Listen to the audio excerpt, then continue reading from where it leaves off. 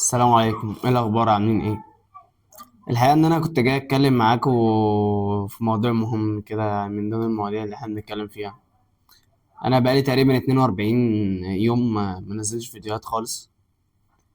والحقيقه السبب ورا الموضوع ده ان انا كنت في فتره مش كويس خالص، وجاي اقول لك ان الحياه مش ورديه تماما. يعني مش زي ما بنشوف في الافلام، الحياه مش ورديه.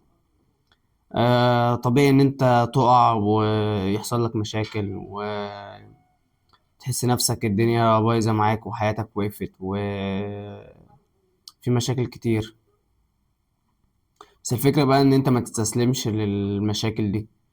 يعني هيجي عليك انتكاسة، وهيجي عليك اخفاق، وهيجي عليك فشل، وهيجي عليك كل البني ادم عموما لازم أن يمر بكل المراحل.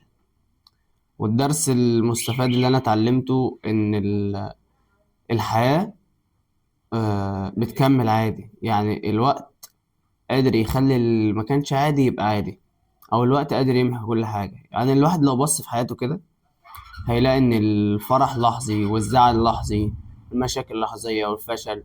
هيلاقي نفسه بيمر بكل التجارب اللي ممكن تحصل في الحياة عموما يعني. فالفكرة إن أنت بقى ما تستسلمش للمشكلة اللي تحصل لك أو الفشل اللي يحصل لك، لأن أنت لو فضلت في الزون دي أو فضلت في المنطقة دي هتلاقي نفسك ضعت.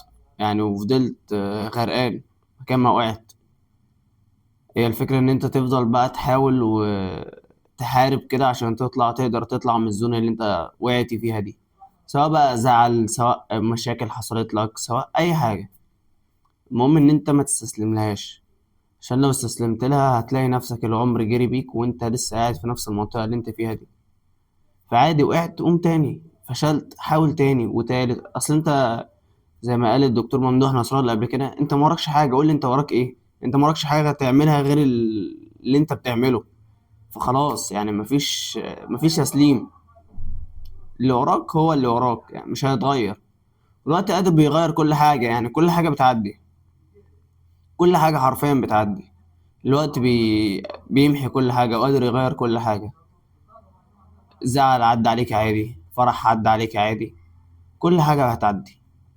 فاللي جاي أقوله النهاردة يعني إن أنت ما تستسلمش وما تبطلش تحاول، سواء فشل أو سواء زعل أو سواء أي حاجة. المهم إن أنت ما تستسلمش وتفضل تحاول. السلام عليكم.